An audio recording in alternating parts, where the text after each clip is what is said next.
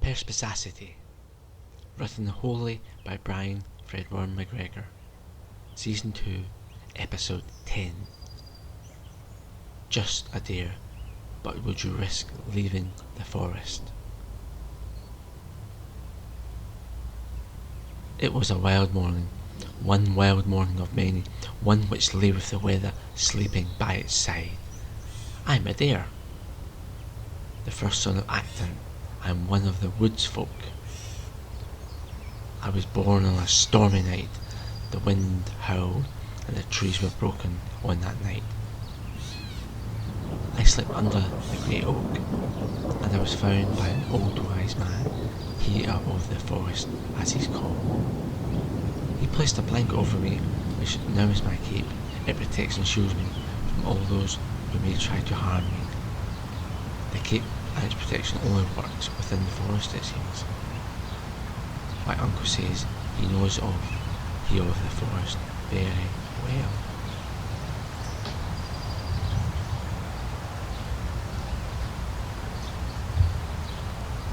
I now sleep in the forest and live there too, as I protect the settlement from those who may harm or try to harm those who live within the settlement.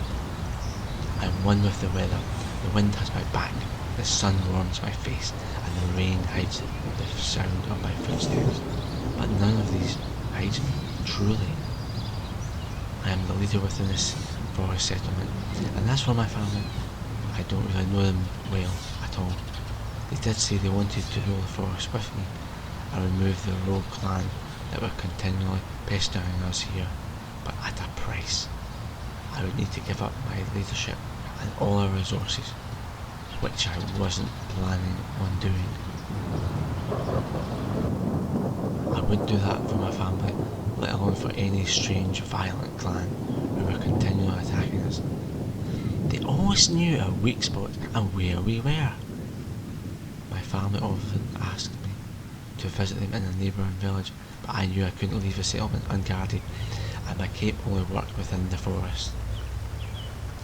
My family regularly asked if they could borrow the cape, as they had a foe themselves they couldn't beat and needed its protection. I said to my family it wasn't possible, as we at the settlement had the same problem, an unknown foe. They added, I probably knew my enemy better than what I thought. But I replied, I had no idea who they were. To be honest, and if I'm being quite frank, I hadn't seen my mother and father in years. It had been so long. The cape has a mark of a tree elder on it, namely he of the forest, on the inside. It's a mark I recognise as taking the wearer to the Cosmina, the inner world. Most other mortals live only in the outer world. It has its risks. The wearer ages physically, which can't be undone. I too shall pass this cape on to my son or daughter when the time shall come, before I leave this world, this outer world. On the cape, the first button keeps the wearer in the outer world. Buttoning the second puts the wearer in the inner realms, the inner world. There is only two fastenings on this cape. This, of course, is also known by the elder of the forest, who placed it on me soon after birth. Just now I'm 43. I've used the cape probably about 12 times now that I remember of, and it saved me. The cape is my life. A letter, a scroll came today. It warned me that a rebel clan were coming to take over the settlement, claiming it as their own. So it gave us a chance to leave. We were not. We had many resources here in the forest, animals, crops of fruit and berries, and of course wood.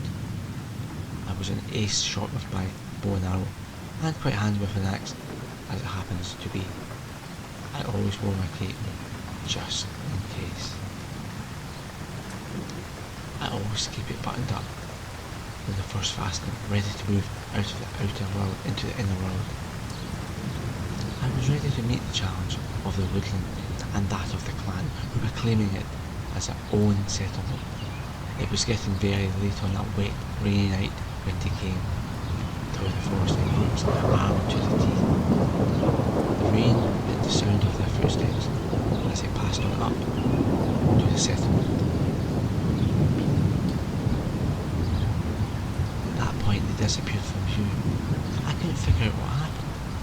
I wiped the rain from my face and out of my eyes and looked again. Still nobody was visible. Then it dawned on me. They also had capes, either identical or similar to mine. I buttoned up the second button, and within a second I moved into the other world. I saw about 10 swordsmen advancing towards the settlement. I pulled out my bow and fired 4 shots before my position was compromised. I took down 4 of the swordsmen before I was spotted, and as I removed the second button, the rest of the clan did as well, who then appeared and disappeared, hidden by the bracken. They wanted a fair fight, or at least what they thought was fair. I could do that. I took a large stick and threw it to the side of where I last saw the swordsmen hiding, 2 of whom jumped up and moved to the side within seconds of it landing. I fired 3 times, hitting each of them once, missing on the second shot. There was 4 swordsmen still hiding, waiting on me. They know me, it seems. With every move, very skilled swordsmen indeed. It then dawns on me, I have no idea where any of them are.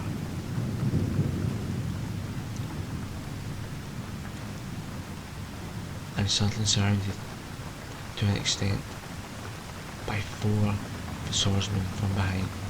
The self-appointed leader then says, "He's mine, step aside, guys." The swordsmen attempt to circle, draw back, making a larger crescent instead. I pull out the cape, pull it around me, fumbling with it. The leader simply sniggers at me.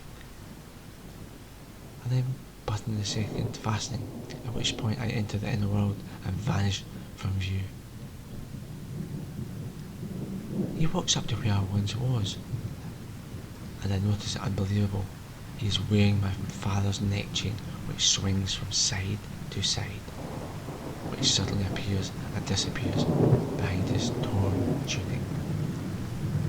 He too moves to the place with the second button on. Although I'm losing strength very quickly, I do realise my cape is actually inside out, and I'm becoming younger. The cape grows heavier and heavier, and with a sudden blow, I lunge, striking the leader straight in the neck, who collapses immediately in a heap. He then stops moving shortly after clutching his neck briefly. For some reason, he thought he wouldn't need his cape until the last moment, like he knew my next move. At this point, the rest of the swordsmen back off slowly, circling backwards and outwards, away.